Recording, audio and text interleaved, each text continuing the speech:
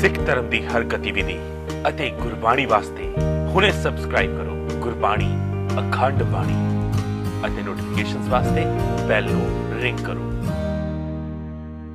ਵਾਹਿਗੁਰੂ ਜੀ ਕਾ ਖਾਲਸਾ ਵਾਹਿਗੁਰੂ ਜੀ ਕੀ ਫਤਿਹ। ਗੁਰਪਿਆਰਿਓ, ਮੋਹਾਲੀ ਦੇ ਪਿੰਡ ਖਜ਼ੂਰਾਬਾਦ ਦੇ ਨੇੜੇ ਇੱਕ ਡੇਰੇਦਾਰ ਗਜਿੰਦਰ ਸਿੰਘ ਨੇ ਇੱਕ ਧਾਰਮਿਕ ਸਮਾਗਮ ਰਖਵਾਇਆ, ਜਿਸ ਦੇ ਵਿੱਚ ਬੜੀ ਹੀ ਸ਼ਰਧਾ ਭਾਵਨਾ ਦੇ ਨਾਲ ਉਹਨਾਂ ਨੇ ਭਾਈ ਮਨਿੰਦਰ ਸਿੰਘ ਜੀ ਸ਼੍ਰੀਨਗਰ ਵਾਲਿਆਂ ਨੂੰ ਆਮੰਤਰਿਤ ਕੀਤਾ ਸੀ ਕਿ ਉਹਨਾਂ ਦੀ ਰਸਨਾ ਤੋਂ ਉਹ ਕੁਝ ਸ਼ਬਦ ਸੁਣਨਾ ਚਾਹੁੰਦੇ ਨੇ। ਤੇ ਭਾਈ ਮਨਿੰਦਰ ਸਿੰਘ ਜੀ ਨੇ ਆਪਣੇ ਸਮੇਂ ਦੇ ਹਿਸਾਬ ਦੇ ਨਾਲ ਉਹਨਾਂ ਨੂੰ ਤਾਰੀਖ ਵੀ ਦੇ ਦਿੱਤੀ ਤੇ ਉਸੇ ਤਾਰੀਖ ਦੇ ਅਨੁਸਾਰ ਇਹ ਸਾਰਾ ਪ੍ਰੋਗਰਾਮ ਉਲੀਕਿਆ ਗਿਆ। ਪਰ ਇਹ ਸਾਰਾ ਪ੍ਰੋਗਰਾਮ ਜਿਸ ਤਰੀਕੇ ਨਾਲ ਲਿਖਿਆ ਗਿਆ, ਉਸ ਦੇ ਪਿੱਛੇ ਇੱਕ ਬਹੁਤ ਹੀ ਵੱਡੀ ਸਾਜ਼ਿਸ਼ ਸੀ, ਉਸ ਦੇ ਪਿੱਛੇ ਇੱਕ ਬਹੁਤ ਵੱਡਾ ਧੋਖਾ ਸੀ, ਕਿਉਂਕਿ ਜਿਸ ਨੇ ਇਹ ਪ੍ਰੋਗਰਾਮ ਉਲੀਕਿਆ ਸੀ ਤੇ ਜਿੱਥੇ ਭਾਈ ਮਨਿੰਦਰ ਸਿੰਘ ਜੀ ਨੇ ਆ ਕੇ ਨਤਮਸਤਕ ਹੋਣਾ ਸੀ ਜਾਂ ਹੋਏ ਸੀ, ਉੱਥੇ ਸਰੂਪ ਧੰਨ ਸ਼੍ਰੀ ਗੁਰੂ ਗ੍ਰੰਥ ਸਾਹਿਬ ਜੀ ਦਾ ਨਹੀਂ, ਕਿਸੇ ਹੋਰ ਧਰਮ ਦੀ ਉਹ ਪੋਥੀ ਪ੍ਰਕਾਸ਼ਿਤ ਕੀਤੀ ਗਈ ਸੀ ਤੇ ਉਸ ਦੀ ਸੇਵਾ ਕਰਨ ਵਾਲੇ ਸਾਰੇ ਸਿੱਖੀ ਲਿਬਾਸ ਵਿੱਚ ਸਨ ਤੇ ਉਸ ਪੋਥੀ ਦੀ ਦਿੱਖ ਬਿਲਕੁਲ ਹੀ ਧੰਨ ਸ਼੍ਰੀ ਗੁਰੂ ਗ੍ਰੰਥ ਸਾਹਿਬ ਵਰਗੀ ਸੀ, ਜਿਸ ਕਰਕੇ ਭਾਈ ਮਨਿੰਦਰ ਸਿੰਘ ਜੀ ਨੂੰ ਵੀ ਧੋਖਾ ਹੋ ਗਿਆ ਸੀ ਤੇ ਉਹ ਵੀ ਮੱਥਾ ਟੇਕਣ ਉਪਰੰਤ ਆਪਣੀ ਕੀਰਤਨ ਦੀ ਪੂਰੀ ਸੇਵਾ ਨਿਭਾ ਕੇ ਜਦੋਂ ਉੱਥੋਂ ਉੱਠਣ ਲੱਗੇ, ਉਸ ਵੇਲੇ ਹੁਕਮਨਾਮਾ ਲਿਆ ਗਿਆ ਤੇ ਹੁਕਮਨਾਮਾ ਸੁਣਦਿਆਂ ਹੀ ਭਾਈ ਮਨਿੰਦਰ ਸਿੰਘ ਜੀ ਦੇ ਲਹੂ ਕੰਡੇ ਖੜੇ ਹੋ ਗਏ। ਉਹਨਾਂ ਨੂੰ ਲੱਗਿਆ ਕਿ ਉਹਨਾਂ ਨੇ ਕੋਈ ਬਹੁਤ ਵੱਡਾ ਗੁਨਾਹ ਕਰ ਦਿੱਤਾ ਹੈ ਤੇ ਉਹਨਾਂ ਨੇ ਆਪਣੀਆਂ ਭਾਵਨਾਵਾਂ ਸੰਗਤ ਦੇ ਸਾਹਮਣੇ ਸਾਂਝੀਆਂ ਵੀ ਕੀਤੀਆਂ। ਬੀਤੇ ਦਿਨ ਦੀ ਇਹ ਘਟਨਾ ਤੁਹਾਡੇ ਸਾਹਮਣੇ ਰੱਖਣ ਲੱਗੇ ਹਾਂ। ਸਾਧ ਸੰਗਤ ਜੀ, ਪੂਰੇ ਸਿੱਖ ਜਗਤ ਨਾਲ ਔਰ ਖਾਸ ਕਰ ਆਪਣੇ ਪ੍ਰਚਾਰਕ ਵੀਰਾਂ ਨਾਲ, ਖਾਸ ਕਰ ਰਾਗੀ ਸਿੰਘਾਂ ਨਾਲ ਇੱਕ ਮੈਂ ਗੱਲ ਸਾਂਝੀ ਕਰਨ ਲੱਗਾ, ਇੱਕ ਦੁੱਖ ਸਾਂਝਾ ਕਰਨ ਲੱਗਾ। ਇੱਕ ਉਹ ਧੋਖਾ ਜੋ ਮੇਰੇ ਨਾਲ ਹੋਇਆ ਔਰ ਉਹ ਤੁਹਾਡੇ ਨਾਲ ਨਾ ਹੋਵੇ, ਇਹ ਸਾਂਝਾ ਕਰਨ ਲੱਗਾ।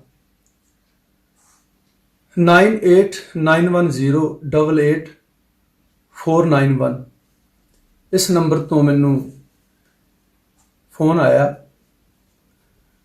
ਇਹ ਕੋਈ ਬਾਬਾ ਜੋਗਿੰਦਰ ਸਿੰਘ ਜਾਂ ਗਜਿੰਦਰ ਸਿੰਘ, ਜਿਨ੍ਹਾਂ ਨੇ ਮੈਨੂੰ ਪ੍ਰੋਗਰਾਮ ਬੁੱਕ ਕਰਾਇਆ। ਇਹ ਪਿੰਡ ਖਿਜਰਾਬਾਦ ਬਿੰਦਰਖ ਪਿੰਡ ਦੇ ਲਾਗੇ ਰੋਪੜ ਦੇ ਏਰੀਏ 'ਚ। ਮੈਨੂੰ ਇਹਨਾਂ ਨੇ ਪਹਿਲਾਂ ਕੋਈ ਆਪਣੀ ਮਰਜ਼ੀ ਦੀ ਤਰੀਕ ਪੁੱਛੀ ਤੇ ਮੇਰੇ ਕੋਲ ਟਾਈਮ ਨਹੀਂ ਸੀ। ਮੈਨੂੰ ਕਹਿਣ ਲੱਗੇ ਸੀ ਤੁਹਾਡਾ ਕੀਰਤਨ ਸੁਣਨਾ, ਤੁਸੀਂ ਆਪਣੀ ਮਰਜ਼ੀ ਦੀ ਡੇਟ ਦੇ ਦਿਓ।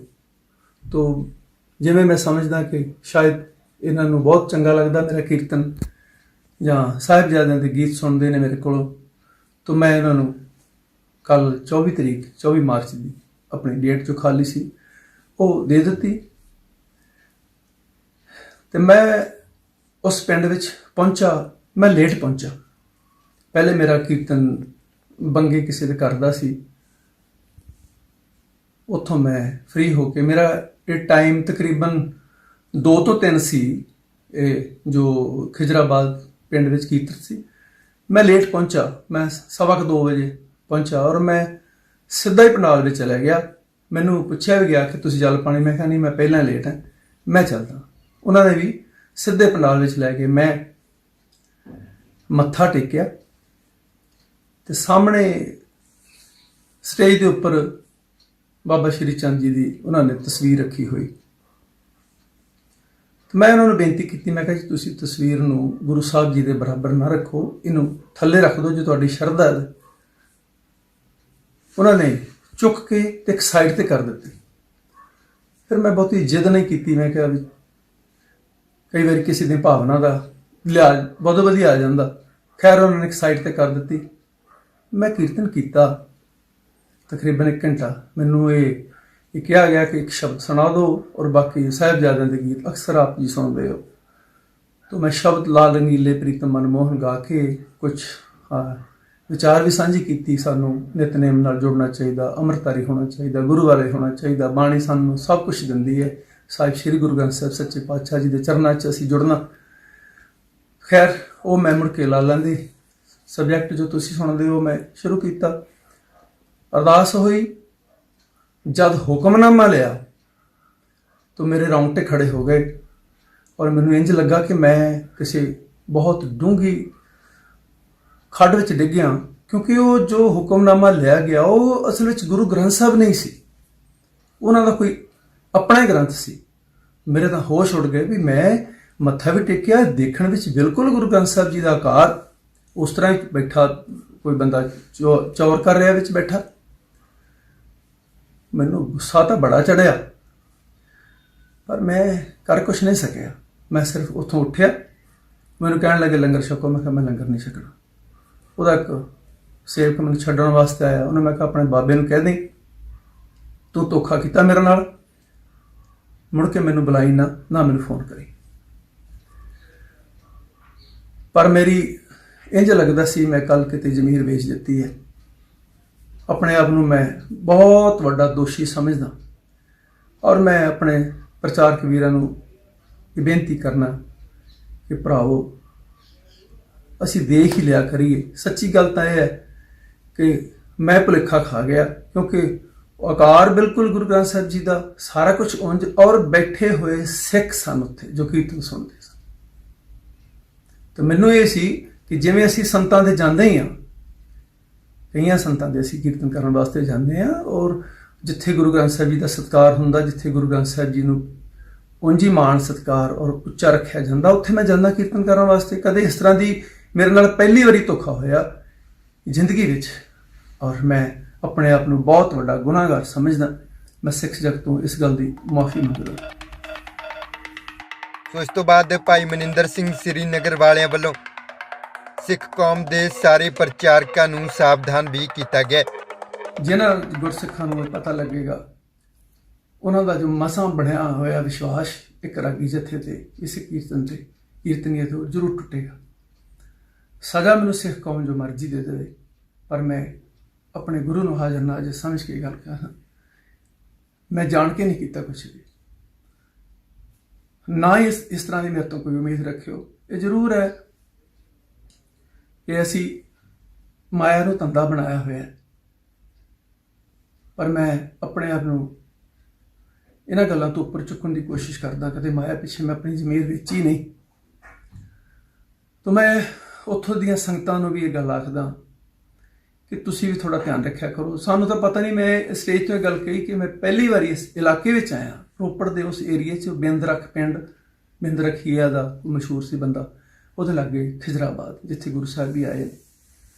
ਪਰ ਮੈਨੂੰ ਗੁਰਸਿੱਖਾਂ ਦੇ ਬਾਅਦ 'ਚ ਉੱਥੋਂ ਦੇ ਫੋਨ ਵੀ ਆਏ। ਮੈਂ ਉਹਨਾਂ ਨੂੰ ਬੇਨਤੀ ਕੀਤੀ, ਮੈਂ ਕਿਹਾ ਯਾਰੋ ਤੁਹਾਨੂੰ ਪਤਾ ਹੈ ਕਿ ਬਾਬਾ ਇਸ ਤਰ੍ਹਾਂ ਦਾ, ਮੈਨੂੰ ਤਾਂ ਬਿਲਕੁਲ ਨਹੀਂ ਪਤਾ। ਜੇ ਮੈਂ ਕੁਝ ਦੇਖ ਵੀ ਲੈਂਦਾ, ਬਾਈ ਚਾਂਸ ਮੈਂ ਲੇਟ ਹੋ ਗਿਆ, ਸਿੱਧਾ ਹੀ ਪੰਡਾਲ ਵਿੱਚ ਚਲਿਆ ਗਿਆ, ਔਰ ਜੇ ਮੈਂ ਕੁਝ ਦੇਖ ਲੈਂਦਾ ਮੈਂ ਤਾਂ ਵੀ ਉੱਥੋਂ ਕੀਰਤਨ ਨਾ ਕਰਦਾ। ਇਸ ਤਰ੍ਹਾਂ ਕਈ ਵਾਰੀ ਹੁੰਦੀ, ਜਦੋਂ ਅਸੀਂ ਇਸ ਤਰ੍ਹਾਂ ਕੁਝ ਦੇਖਦੇ ਅਸੀਂ ਵਾਪਸ ਆ ਜਾਂਦੇ ਹਾਂ। ਸਾਡੇ ਲਈ ਸਭ ਕੁਝ ਗੁਰੂ ਸਾਹਿਬ, ਗੁਰੂ ਗ੍ਰੰਥ ਸਾਹਿਬ ਜੀ ਪਹਿਲਾਂ, ਬਾਕੀ ਸਭ ਕੁਝ ਬਾਅਦ ਵਿੱਚ। ਤਾਂ ਮੈਂ ਬੇਨਤੀ ਕਰਾਂਗਾ ਆਲੇ ਦੁਆਲੇ ਦੀਆਂ ਸਿੱਖ ਸੰਗਤਾਂ ਨੂੰ ਕਿ ਤੁਸੀਂ ਵੀ ਧਿਆਨ ਰੱਖਿਆ ਕਰੋ। ਜੇ ਕੋਈ ਅਣਜਾਣ ਪੁਣੇ ਵਿੱਚ ਫਸਦਾ, ਉਹਨੂੰ ਪਹਿਲਾਂ ਗੇਟ ਤੇ ਦੱਸ ਦਿਓ, ਭਰਾਵੋ ਇਹ ਤੁਹਾਡੇ ਆਉਣ ਵਾਲੀ ਜਗ੍ਹਾ ਨਹੀਂ ਹੈਗੀ, ਇਹ ਬਾਬਾ ਹੈ। ਮੈਨੂੰ ਪਤਾ ਲੱਗਾ ਕਿ ਜਾਦੂ ਟੂਣੇ ਵੀ ਕਰਦਾ, ਭੂਤ ਨੇ ਵੀ ਕੱਢਦਾ। ਮੈਂ ਉਸ ਬਾਬੇ ਨੇ ਵੀ ਕਹਿਣਾ, ਬਾਬਾ ਤੇਰੇ ਨਾਲੋਂ ਵੱਡਾ ਕੋਈ ਭੂਤਨਾ ਨਹੀਂ, ਤੂੰ ਜਿਉਂਦਾ ਵੀ ਭੂਤ ਹੈ, ਮਰ ਕੇ ਵੀ ਤੂੰ ਭੂਤ ਹੀ ਬਣਨਾ।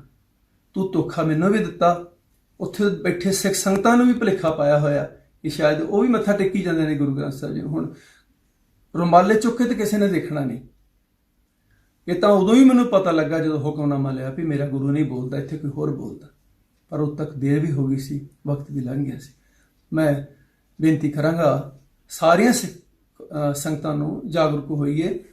ਅਜੇ ਸਰਸੇ ਵਾਲਾ ਗੁਰੂ ਗੋਬਿੰਦ ਸਿੰਘ ਜੀ ਦੀ ਰੀਸ ਕਰਦਾ, ਉਸ ਤਰ੍ਹਾਂ ਦੀ ਸਾਂਗ ਵਰਤਾਉਂਦਾ। ਹੁਣ ਲੋਕਾਂ ਨੇ ਇਸ ਤਰ੍ਹਾਂ ਲੋਕਾਂ ਨੂੰ, ਸਿੱਖਾਂ ਨੂੰ ਭੁਲੇਖਾ ਪਾ ਕੇ ਕਿ ਦੇਖੋ ਜੇ ਭਾਈ ਮਨਿੰਦਰ ਸਿੰਘ ਇਸ ਗ੍ਰੰਥ ਨੂੰ ਮੱਥਾ ਟੇਕ ਸਕਦਾ ਤਾਂ ਅਸੀਂ ਵੀ ਟੇਕ ਸਕਦੇ। ਕੋਈ ਮਨਿੰਦਰ ਸਿੰਘ ਨੂੰ ਪਤਾ ਹੀ ਨਹੀਂ ਕਿ ਮੇਰਾ ਗੁਰੂ ਨਹੀਂ, ਉੱਥੇ ਕੁਝ ਹੋਰ ਸੀ। ਸੋ ਮੈਂ ਬੇਨਤੀ ਕਰਾਂਗਾ ਆਪਣੇ ਰਾਗੀ ਸਿੰਘਾਂ ਨੂੰ, ਥੋੜ੍ਹਾ ਜਿਹਾ ਅਸੀਂ ਸੁਚੇਤ ਹੋਈਏ। ਮੇਰੀ ਵੀ ਗਲਤੀ ਹੈ, ਮੈਨੂੰ ਅਣਜਾਣਪੁਣੇ 'ਚ ਕਦੇ ਇੱਦਾਂ ਸੋਚਿਆ ਹੀ ਨਹੀਂ ਸੀ ਕਿ ਇੰਝ ਹੋਏਗਾ। ਸੋ ਮੈਂ ਉੱਥੇ ਕਰ ਕੁਛ ਨਹੀਂ ਸਕਿਆ। ਇਹਦੀ ਵੀ ਇੱਕ ਵਜ੍ਹਾ, ਮੈਂ ਅੱਗੇ ਇੱਕ ਵਾਰੀ ਇੱਕ ਸੰਤਾਪ ਹਟਾ ਚੁੱਕਾ। ਇੱਕ ਬਾਬਾ ਹਰਚਰਨ ਸਿੰਘ ਆਪਣੇ ਆਪ ਨੂੰ ਖਾਲਸਾ ਹੀ ਕਹਿੰਦੇ ਨੇ, ਗੜਦੀਵਾਲ ਦੇ ਇਲਾਕੇ ਵਿੱਚ, ਜਿਹੜੇ ਪ੍ਰਸ਼ਾਦਾ ਨਹੀਂ ਛਕਦੇ। ਉਹਨਾਂ ਦੇ ਪਿੰਡ ਵਿੱਚ ਮੇਰੀ ਬਹੁਤ ਜ਼ਿਆਦਾ ਬੇਇੱਜ਼ਤੀ ਹੋਈ, ਪ੍ਰੇਮ ਸਿੰਘ ਪ੍ਰੀਤਮ ਵਾਲੇ ਨੇ ਕੀਤੀ। ਕਸੂਰ ਮੇਰਾ ਸਿਰਫ ਇਹ ਸੀ ਕਿ ਮੈਂ ਕਿਤਿਓਂ ਰਾਗ ਸਿੱਖ ਕੇ, ਬਾਕਾਇਦਾ ਕੀਰਤਨ ਸਿੱਖ ਕੇ ਕੀਰਤਨ ਨਹੀਂ ਕਰਦਾ। ਇਹ ਗੱਲ ਕਿਤੇ ਮੈਂ ਪਹਿਲਾਂ ਕਹੀ ਹੋਈ ਸੀ। ਉਹਨਾਂ ਨੇ ਉਸ ਗੱਲ ਨੂੰ ਆਧਾਰ ਬਣਾ ਕੇ ਮੈਨੂੰ ਕੈਸਟ ਸੁਣਾ ਦਿੱਤੀ ਉਸ ਕੈਸਟ ਵਿੱਚ ਇਹ ਕਿਹਾ ਗਿਆ ਕਿ ਮਨਿੰਦਰ ਸਿੰਘ ਨਗੋਰਾ ਹੈ, ਨਗੋਰੇ ਦਾ ਨਾਮ ਬੁਰਾ ਹੈ, ਇਹਦਾ ਤੁਸੀਂ ਕੀਰਤਨ ਨਾ ਸੁਣਿਆ ਕਰੋ। ਮੇਰੇ ਤੋਂ ਪਹਿਲਾਂ ਜਾਣਬੁੱਝ ਕੇ ਉਹ ਸਾਰਾ ਡਰਾਮਾ ਕੀਤਾ। ਮੈਨੂੰ ਉਸ ਬਾਬੇ ਪ੍ਰੇਮ ਸਿੰਘ ਪ੍ਰੀਤਮਪੁਰ ਵਾਲੇ ਨੇ ਸਟੇਜ ਤੇ ਇਹ ਗੱਲ ਕਹੀ ਕਿ ਇਹ ਕੰਜਰ ਹੈ ਔਰ ਇਹਨਾਂ ਨੂੰ ਇੱਕ ਕੰਜਰਾਂ ਦੀਆਂ ਤਰਜ਼ਾਂ ਤੇ ਸ਼ਬਦ ਪੜ੍ਹਦੇ ਨੇ, ਇਹਨਾਂ ਨੂੰ ਸੁਣਨ ਵਾਲੇ ਤੇ ਇਹਨਾਂ ਨੂੰ ਹੋਰ ਰਾਗੀ ਸਿੰਘ ਗਾਉਣ ਵਾਲੇ ਉਹ ਵੀ ਕੰਜਰ ਨੇ, ਇਹਨਾਂ ਦੇ ਕਰਕੇ ਦਰਬਾਰ ਸਾਹਿਬ ਤੇ ਅਟੈਕ ਹੋਇਆ। ਔਰ ਉਸ ਵੇਲੇ ਮੈਂ ਅਕਾਲ ਤਖਤ ਤੇ ਗਿਆ, ਬੜੀ ਕੋਸ਼ਿਸ਼ ਕੀਤੀ ਕਿ ਸਿੱਖ ਸੰਸਥਾਵਾਂ ਨੂੰ ਨਾਲ ਲਵਾਂ, ਪਰ ਮੇਰੀ ਕਿਸੇ ਨੇ ਨਹੀਂ ਸੁਣੀ ਸਿਵਾਏ ਮੇਰੇ ਰਾਗੀ ਸਿੰਘਾਂ ਦੇ ਜੋ ਰਾਗੀ ਜਥੇ ਦੀਆਂ ਕਮੇਟੀਆਂ ਬਣੀਆਂ। ਉਹਨਾਂ ਨੇ ਪਟਿਆਲੇ ਵਾਲੀ ਰਾਗੀ ਸਭਾ ਆਈ ਔਰ ਇੱਕ ਲੁਧਿਆਣੇ ਤੋਂ ਭਾਈ ਮਨਜੀਤ ਸਿੰਘ ਪਠਾਨਕੋਟ ਵਾਲੇ ਔਰ ਬੀਬੀ ਬਲਜੀਤ ਕੌਰ ਖਾਲਸਾ ਜੀ ਨੇ ਮੇਰਾ ਸਾਥ ਦਿੱਤਾ। ਮਸਾਂ ਜਾ ਕੇ ਅਸੀਂ ਅਕਾਲ ਤਖਤ ਤੇ ਆਪਣੀ ਗੱਲ ਰੱਖੀ ਔਰ ਉਹਨਾਂ ਨੇ ਵੀ ਕੁਛ ਨਹੀਂ ਕੀਤਾ। ਤਾਂ ਮੈਨੂੰ ਇਹ ਮੇਰਾ ਤਜਰਬਾ ਇਹ ਸੀ ਕਿ ਸਿੱਖਾਂ ਦੇ ਸਾਹਮਣੇ ਜੇ ਮੈਂ ਕੁਛ ਮੇਰੀ ਇੰਨੀ ਬੇਇੱਜ਼ਤੀ ਹੋਈ, ਇੰਨਾ ਕੁਛ ਮੈਨੂੰ ਆਖਿਆ, ਮੈਂ ਕਹਿ ਕੇ ਵੀ ਆਇਆ ਸੰਗਤ ਵਿੱਚ ਕਿ ਸਾਧ ਸੰਗਤ ਤੁਹਾਡੇ ਕੀਰਤਨੀ ਨੂੰ ਇਸ ਬੰਦੇ ਨੇ ਕੰਜਰ ਕਿਹਾ, ਕੋਈ ਨਹੀਂ ਬੋਲਿਆ। ਹੁਣ ਵੀ ਜੇ ਮੈਂ ਉੱਥੇ ਖੜ ਕੇ ਬੋਲਦਾ ਉਹਨਾਂ ਨੇ ਕੁਛ ਨਹੀਂ ਸੀ ਬੋਲਣਾ। ਇਹ ਵੀ ਹੋ ਸਕਦਾ ਕਿ ਉੱਥੇ ਮੈਨੂੰ ਮਾਰ ਕੇ ਜੋ ਮਰਜ਼ੀ ਇਲਜ਼ਾਮ ਲਾ ਦਿੰਦੇ, ਮਰੇ ਹੋਏ ਬੰਦੇ ਦਾ ਕੋਈ ਮੁੜ ਕੇ ਕਿਸੇ ਨੇ ਸਬੂਤ ਤਾਂ ਦੇਣਾ ਨਹੀਂ ਸੀ, ਜੋ ਮਰਜ਼ੀ ਕਹਿ ਦਿੰਦੇ ਸਾਡੀਆਂ ਧੀਆਂ ਭੈਣਾਂ ਛੇੜਦਾ ਸੀ ਤਾਂ ਮਾਰ ਦਿੱਤਾ, ਕੁਛ ਵੀ ਕਹਿ ਸਕਦੇ। ਉਹ ਇਲਜ਼ਾਮ ਵੀ ਮੇਰੇ ਮਰੇ ਤੇ ਵੀ ਨਾਲ ਰਹਿਣਾ ਸੀ। ਇਸ ਕਰਕੇ ਮੈਂ ਉਹ ਵਕਤ ਵਿਚਾਰ ਕੇ ਉੱਥੋਂ ਵੀ ਨਿਕਲ ਆਇਆ, ਇੱਥੋਂ ਵੀ ਨਿਕਲ ਆਇਆ। ਇਹ ਮਜਬੂਰੀ ਹੈ ਸਾਡੀ, ਕਿਉਂਕਿ ਸਾਡੀ ਪਿੱਠ ਪਿੱਛੇ ਵੀ ਕੋਈ ਨਹੀਂ, ਸੰਸਥਾ ਐਸੀ ਕੋਈ ਨਹੀਂ ਕਿ ਅਸੀਂ ਕਿਸੇ ਤੇ ਕਹੀਏ ਮਾਣ ਕਰੀਏ ਕਿ ਸਾਨੂੰ ਉਹ ਛੁਡਾ ਲੈਣਗੇ ਜੇ ਸਾਡੀ ਗੱਲ ਸੁਣਨਗੇ। ਉਦੋਂ ਵੀ ਮੈਂ ਅਕਾਲ ਤਖਤ ਤੇ ਗਿਆ, ਕੋਈ ਬਹੁਤੀ ਗੱਲ ਨਹੀਂ। ਹੁਣ ਤਾਂ ਵੈਸੇ ਹੀ ਕੁਝ ਉੱਥੇ ਹਾਲ ਕੋਈ ਨਹੀਂ, ਤੁਹਾਡੇ ਸਾਹਮਣੇ ਹੀ ਸਾਰਾ ਕੁਝ। ਸਾਨੂੰ ਇਨਸਾਫ ਮਿਲਣ ਦੀ ਕਿਤੋਂ ਆਸ ਹੀ ਨਹੀਂ ਹੈ। ਸੋ ਮੈਂ ਬੇਨਤੀ ਕਰਾਂਗਾ, ਮੇਰੇ ਤੋਂ ਗਲਤੀ ਹੋਈ ਉਹਦੀ ਮੈਂ ਮਾਫੀ ਮੰਗਦਾ, ਚਾਹੇ ਜਿਵੇਂ ਵੀ ਹੋਈ, ਮੈਂ ਕਸੂਰਵਾਰ। ਔਰ ਰਾਗੀ ਸਿੰਘਾਂ ਨੂੰ ਮੈਂ ਸਾਰੇ ਪ੍ਰਚਾਰਕਾਂ ਨੂੰ ਬੇਨਤੀ ਕਰਦਾ ਕਿ ਐਸੇ ਲੋਕਾਂ ਨੂੰ ਅਸੀਂ ਪਛਾਣ ਕੇ ਜਾਇਆ ਕਰੀਏ ਜਿੱਥੇ ਮੇਰਾ ਗੁਰੂ ਨਾ ਹੋਵੇ, ਜਿੱਥੇ ਮੇਰੇ ਗੁਰੂ ਦਾ ਸਤਿਕਾਰ ਨਾ ਹੋਵੇ, ਉੱਥੋਂ ਸਾਨੂੰ ਕੋਈ ਕਿਸੇ ਚੀਜ਼ ਦਾ ਲਾਲਚ ਨਾ ਹੋਵੇ। ਇੰਨੀ ਕੁ ਬੇਨਤੀ। ਵਾਹਿਗੁਰੂ ਜੀ ਕਾ ਖਾਲਸਾ, ਵਾਹਿਗੁਰੂ ਜੀ। ਬਹਰਹਾਲ ਗਜਿੰਦਰ ਸਿੰਘ ਨੇ 5 ਅਪ੍ਰੈਲ ਨੂੰ ਮਾਫੀ ਮੰਗਣ ਦਾ ਵਾਅਦਾ ਕੀਤਾ ਸੀ ਤੇ ਉਸਨੇ ਮਾਫੀ ਮੰਗ ਵੀ ਲਈ। ਵਾਹਿਗੁਰੂ ਜੀ ਕਾ ਖਾਲਸਾ, ਵਾਹਿਗੁਰੂ ਜੀ ਕੀ ਫਤਿਹ। ਦਾਸ ਮੁੱਖ ਸੇਵਾਦਾਰ ਯੂਨਾਈਟਿਡ ਸਿੱਖ ਪਾਰਟੀ ਪੰਜਾਬ। ਅੱਜ ਅਸੀਂ ਸਮੂਹ ਸਿੱਖ ਸੰਗਤਾਂ ਪੰਥ ਖਾਲਸਾ ਸਤਿਕਾਰ ਕਮੇਟੀ ਖਿਜਰਾਬਾਦ ਇਲਾਕੇ ਦੀਆਂ ਸਮੂਹ ਗ੍ਰਾਮ ਪੰਚਾਇਤਾਂ, ਸਮੂਹ ਗੁਰਦੁਆਰਾ ਪ੍ਰਬੰਧਕ ਕਮੇਟੀਆਂ ਦੀ ਇਕੱਤਰਤਾ ਹੋਈ। ਇਕੱਤਰਤਾ ਥਾਣੇ ਦੇ ਵਿੱਚ ਹੋਈ। SHO ਸਾਹਿਬ ਨੇ ਬੁਲਾਇਆ ਸੀ। ਜੋ ਦੋਸ਼ੀ ਸੀਗਾ ਡੇਰੇ ਦਾ ਸੰਚਾਲਕ ਗਜਿੰਦਰ ਸਿੰਘ, ਉਸ ਨੂੰ ਵੀ ਬੁਲਾਇਆ ਗਿਆ ਸੀ। ਉਸ ਮਸਲੇ ਦੇ ਸੰਬੰਧੀ 5 ਮੈਂਬਰੀ ਕਮੇਟੀ ਬਣਾਈ ਗਈ ਸੀ, ਜਿਸ ਦੇ ਸਾਹਮਣੇ SHO ਸਾਹਿਬ ਨੇ ਇਹ ਕਾਰਵਾਈ ਕੀਤੀ ਹੈ ਕਿ ਆਉਣ ਵਾਲੇ ਸਮੇਂ ਦੇ ਵਿੱਚ ਜੋ 5 ਤਰੀਕ ਨੂੰ ਗੁਰਦੁਆਰਾ ਦਮਦਮਾ ਸਾਹਿਬ ਵਿਖੇ ਇੱਕ ਪ੍ਰੋਗਰਾਮ ਕਰਾਇਆ ਜਾ ਰਿਹਾ ਹੈ, ਧਾਰਮਿਕ ਸਮਾਗਮ, ਉਹਦੇ ਵਿੱਚ ਡੇਰੇਦਾਰ ਗਜਿੰਦਰ ਸਿੰਘ ਆਪਣੀ ਪਤਨੀ ਸਮੇਤ ਪੇਸ਼ ਹੋਏਗਾ। ਸਮੂਹ ਖਾਲਸਾ ਪੰਥ ਤੋਂ ਗੁਰੂ ਗ੍ਰੰਥ ਸਾਹਿਬ ਜੀ ਦੀ ਹਜ਼ੂਰੀ ਦੇ ਵਿੱਚ ਮਾਫੀ, ਆਪਣੇ ਵੱਲੋਂ ਹੋਈ ਅਵੱਗਿਆ ਦੀ ਮਾਫੀ ਮੰਗੇਗਾ ਅਤੇ ਜੋ ਉਸਨੇ ਸਮੂਹ ਸਿੱਖ ਸੰਗਤਾਂ ਦੇ ਹਿਰਦਿਆਂ ਨੂੰ ਠੇਸ ਪਹੁੰਚਾਈ ਹੈ ਉਹਦੇ ਸੰਬੰਧ ਦੇ ਵਿੱਚ ਮਾਫੀ ਮੰਗੇਗਾ। ਉਸ ਤੋਂ ਬਾਅਦ ਸੰਗਤ ਫੈਸਲਾ ਦੇਗੀ ਆਪਣਾ। ਉਸ ਤੋਂ ਉਪਰੰਤ ਉਸ ਦੇ ਵੱਲੋਂ ਇਹ ਲਿਖਤੀ ਵੀ ਦਿੱਤਾ ਜਾਵੇਗਾ ਕਿ ਆਉਣ ਵਾਲੇ ਸਮੇਂ ਦੇ ਵਿੱਚ ਉਹ ਡੇਰੇ ਵੱਲੋਂ ਅਤੇ ਆਪਣੇ ਵੱਲੋਂ ਕਦੇ ਵੀ ਕਿਸੇ ਕਿਸਮ ਦੀ ਸਿੱਖ ਭਾਵਨਾਵਾਂ ਨੂੰ ਠੇਸ ਨਹੀਂ ਪਹੁੰਚਾਏਗਾ ਅਤੇ ਜੋ ਹੁਣ ਤੱਕ ਉਸਨੇ ਪੰਥ ਵਿਰੋਧੀ, ਸਿੱਖ ਕੌਮ ਵਿਰੋਧੀ ਜਾਂ ਗੁਰੂ ਗ੍ਰੰਥ ਸਾਹਿਬ ਜੀ ਦੇ ਸਤਿਕਾਰ ਨੂੰ ਠੇਸ ਪਹੁੰਚਾਉਣ ਵਾਲੀਆਂ ਕਾਰਵਾਈਆਂ ਕੀਤੀਆਂ ਹਨ, ਉਹਨਾਂ ਸਾਰਿਆਂ ਤੋਂ ਤੌਬਾ ਕਰੇਗਾ ਅਤੇ ਅੱਗੇ ਤੋਂ ਇਹੋ ਜਿਹੀ ਕਿਸੇ ਵੀ ਕਿਸਮ ਦੀ ਹਰਕਤ ਕਰਨ ਤੋਂ ਗੁਰੇਜ਼ ਕਰੇਗਾ। ਇਹ ਸਾਰੀਆਂ ਸਿੱਖ ਸੰਗਤਾਂ ਦੇ ਸਾਹਮਣੇ ਉਸਨੇ ਅੱਜ ਸਿੱਖ ਸੰਗਤਾਂ ਨੂੰ ਅਪੀਲ ਕੀਤੀ ਹੈ ਤੇ ਉੱਥੇ ਉਹ ਹਾਜ਼ਰੀ ਭਰ ਕੇ ਮਾਫੀ ਮੰਗੇਗਾ। ਇਹ ਆਪ ਜੀ ਦੇ ਸਾਹਮਣੇ ਇਹ ਜੋ ਜਾਣਕਾਰੀ ਰੱਖੀ ਗਈ ਹੈ ਤਾਂ ਜੋ ਸਮੂਹ ਖਾਲਸਾ ਪੰਥ ਨੂੰ ਇਸ ਸੰਬੰਧੀ ਜਾਣਕਾਰੀ ਹੋ ਸਕੇ।